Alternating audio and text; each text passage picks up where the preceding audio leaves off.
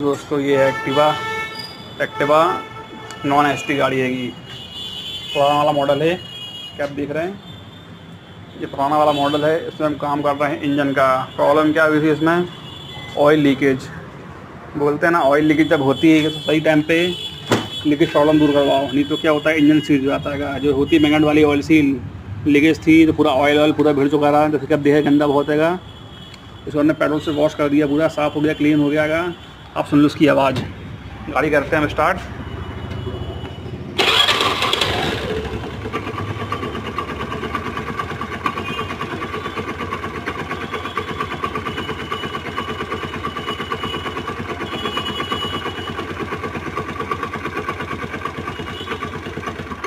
गाड़ी हो चुकी है पूरी सीज। इसका हम खोलेंगे, बताएंगे इसके बाद क्या क्या सामान डलता है, क्या क्या सामान ख़राब हुआ है। आप लोग चैनल पर नए हो सब्सक्राइब जरूर करना, ठीक है।